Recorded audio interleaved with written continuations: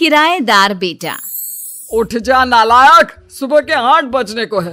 तुझे एग्जाम नहीं देना क्या? थोड़ी देर और सोने दीजिए ना पापा।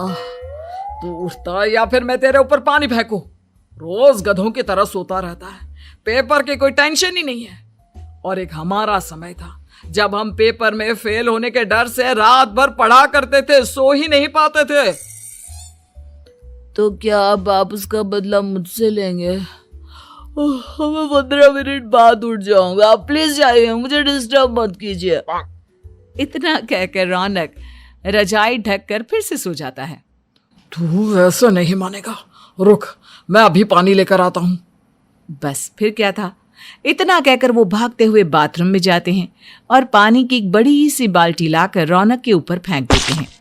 पानी पड़ते ही रौनक झट से उठ जाता है। ये आपने क्या किया पापा? अब तो उठेगा नहीं तो यही करना पड़ेगा ना। वैसे थैंक्स डैड, आपके कारण ना अब मुझे नहाने की भी जरूरत नहीं पड़ेगी। चलिए अब आप माँ से बोलकर मेरे कपड़े निकलवा दीजिए, तब तक मैं ब्रश कर लेता हूँ। वैसे कल ना आप एक काम और करना, नहलाने के साथ साथ मुझे ब्रश भी करवा देना। ये ब्रश करने में ना मुझे बहुत आलस आता है। रौनक की बातों से अरविंद का मुंह खुला का खुला रह जाता है। वो अपनी पत्नी कमला के पास जाता है और रौनक की हरकतों के बारे में बताता है, जिसे सुन उसकी पत्नी हंसने लगती है। तुम अपने बेटे को समझाने के बजाय हंस रही हो। रौनक बच्चा है, धीरे धीरे सुधर जाएगा, आप क्यों उसके पीछे पड़े रहते हो? अभी नहीं सुधरेगा तो कब सुधरेगा? 10वीं क्लास में है रौनक, वो अब कोई बच्चा नहीं रहा। अरविंद की इतना बोलते ही वहां रौनक भी आ जाता है। क्या डैड, मैंने आपको एक काम दिया था, वो भी नहीं हुआ आपसे। अरे क्या हुआ बेटा? माँ, मैंने डैड से बोला था कि वो आपको बोलकर मेरे स्कूल की यूनिफॉर्म निकाल दे, लेकिन मेरे पीछे पड़ने के अलावा इनसे एक काम ढंग से नहीं होता। देख रही हो कमला, देख रही हो अपने लाडले को? अरे आप चुप रहिए जी। चलो बेटा, मैं तुम्हें कपड़े निकाल कर दे देती हूँ। बस ऐसे ही साल पर साल बीतते जाते हैं, लेकिन रौनक के रवैये में कोई बदलाव नहीं आता।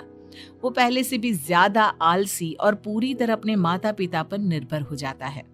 2 साल बाद पता नहीं कहाँ गायब रहता है पूरे दिन, अब तक तो आ जाना चाहिए था। अरे आप इतनी फिक्र क्यों कर रहे हैं उसकी? दोस्तों के साथ खेल रहा होगा, आ जाएगा अभी। ये कोई टाइम है खेलने का? 10 बजने वाले हैं, इतनी रात में कौन खेलता है? कमला कुछ कहती उससे पहले ही रौनक वहां आ जाता है। मम्मी जल्दी से खाना लगा दो, बहुत भूख लग रही है। तुम्हें तब तक खाना नहीं मिलेगा जब तक तुम बता नहीं देते कि इतनी रात गए कहां से आ रहे हो। ओ प्लीज डैड, अब आप एसी पे प्रद्युमन बनकर मेरे सर पर बंदूक लेकर मत बैठ जाना। अपनी फालतू की बकवास बंद कर और बता कहां से आ रहा है। माँ अब समझाइए ना डैड को। बता देना बेटा, इनको भी तसल्ली हो जाएगी। आप बोल रही हैं तो बता देता हूँ, मैं दोस्तों के साथ मूवी देखने गया था, इसलिए देर हो गई। तो इन सब चीजों में मेरे पैसे उड़ाता है? कभी 1 रुपया कमाने के बारे में सोचा है तूने? जब देखो हवा की तरह पैसे उड़ाता रहता है। माँ अब आप इन्हें चुप करा दीजिए, वरना ना मुझे गुस्सा आ जाएगा। अच्छा क्या कर लेगा? बता ना क्या कर लेगा तू? वैसे बात तो ठीक ही है, मैं कर ही क्या सकता हूँ।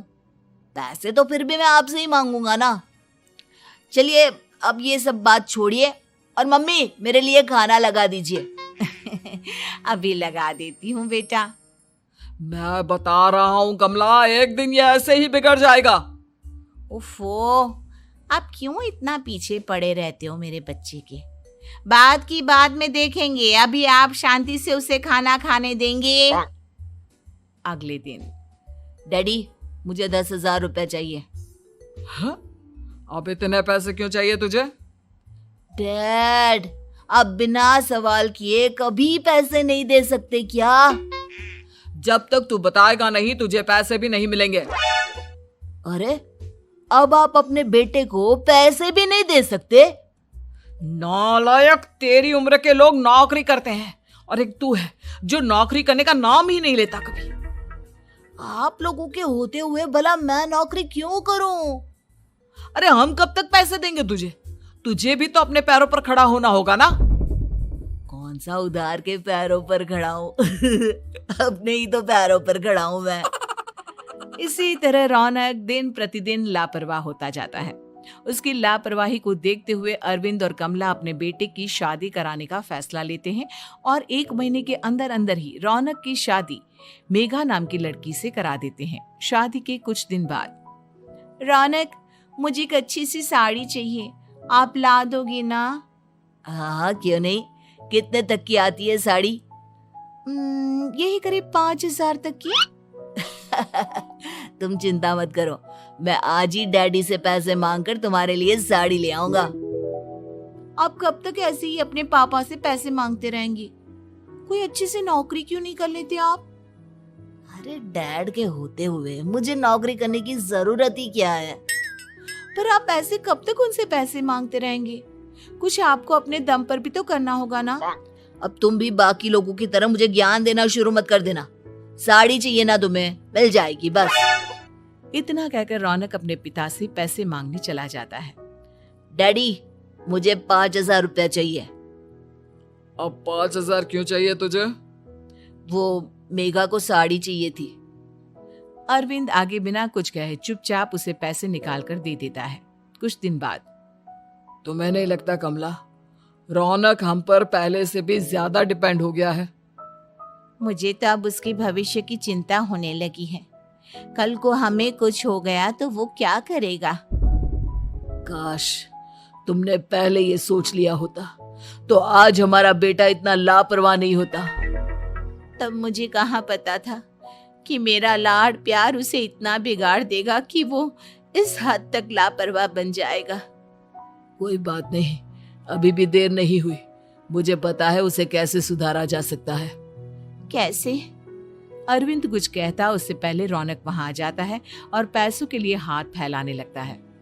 डैड, मैं और मेघा बाहर घूमने जाना चाहते हैं। अरे वाह, ये आज सूरज कहाँ से निकला है? Dad please. अच्छा चलो अब मुद्दे की बात करो। मुझे अब 25,000 चाहिए। अब तुम्हें 1 रुपया भी नहीं मिलने वाला। अगर तुम्हें पैसों की इतनी ही जरूरत है तो कोई ढंग की नौकरी कर लो। मम्मी, आप कुछ कहिए ना डैड को। बेटा, वो गलत क्या बोल रहे हैं? ये सब हम तेरे भले के लिए ही तो कर रहे हैं। मम्मा, मैंने बताया ना आपको, मुझे नहीं करनी कोई जॉब वॉब। तो ठीक है, निकल जाओ हमारे घर से। तुम्हारे जैसे लोगों के लिए मैंने ये घर खड़ा नहीं किया है। जितना ये घर आपका है ना, उतना ही मेरा भी है। मैं कहीं नहीं जाने वाला। जाना तो पड़ेगा ही तुझे, क्योंकि अब मैं तेरा कोई भी खर्चा नहीं उठाने वाला। ठीक है, मत उठाइए मेरा खर्चा, मैं अपने दम पर भी जी सकता हूँ। तो बेशर्मों की तरह अब तक यहाँ क्यों खड़ा है? अपना सामान ले और निकल जाए यहाँ से। रौनक पैर पटकते हुए वहां से चला जाता है। घर से निकालना जरूरी है क्या उसे? बिना पैसों के कौन रखेगा उसे किराए पर? अगर उसका भविष्य सुधारना है तो हमें अपने दिल पर पत्थर रखकर ये कदम उठाना ही होगा। दोनों बात कर रहे होते हैं कि रौनक अपनी पत्नी के साथ एक बड़ा सा बैग लेकर घर से निकल जाता है, लेकिन घर से बाहर उसे कोई भी मुफ्त में अपने घर किराए पर नहीं रखता। अंत में थक हार कर वो फिर से अपने घर चला जाता है। क्या हुआ? थोड़ी देर पहले तो दहाड़ते हुए घर से निकला था, अब क्या हुआ? नहीं रखा ना किसी ने तुझे किराए पर? डैड प्लीज, मैं कुछ दिनों में कोई अच्छी सी नौकरी शुरू कर दूंगा। आप तब तक तो हमें रख लीजिए प्लीज। सुबह से रात हो चुकी है लेकिन कोई हमें रखने को राजी नहीं है। अब आप ही बताइए, इतनी रात को मैं मेघा को लेकर कहाँ जाऊंगा? ठीक है ठीक है, बहू की वजह से मैं तुझे घर पर रख रहा हूँ, लेकिन तू इस घर में एक बेटे की नहीं बल्कि एक किराएदार की हैसियत से रहेगा। 3 महीने है तेरे पास। इन 3 महीनों के अंदर अंदर मुझे तेरी पहली तनख्वाह हाथ में चाहिए, समझ गया?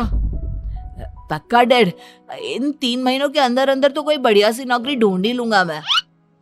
ऐसे ही धीरे धीरे समय बीतने लगता है और अरविंद के दिए 3 महीनों में से 2 महीने बीत चुके होते हैं। पापा जी ने हमें 3 महीने दिए थे, जिसमें से 2 महीने तो बीत चुके हैं।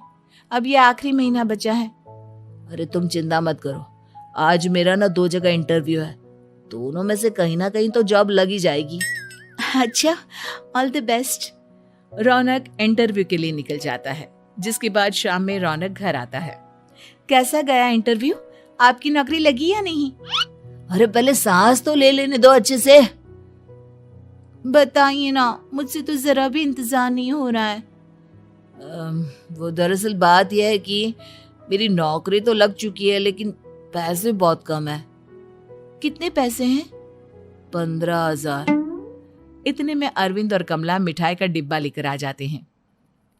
बधाई हो बेटा। हम जानते थे तेरी जॉब जरूर लगेगी। लेकिन मेरी सैलरी बहुत कम है मम्मा। कम है तो क्या हुआ, धीरे धीरे बढ़ जाएगी। हाँ बेटा, हम तो बस चाहते थे कि तू अपने पैरों पर खड़ा हो जाए। मतलब अब आप मुझे घर से नहीं निकालेंगे? नहीं, ये सब हमने तुझे जिम्मेदार इंसान बनाने के लिए किया था।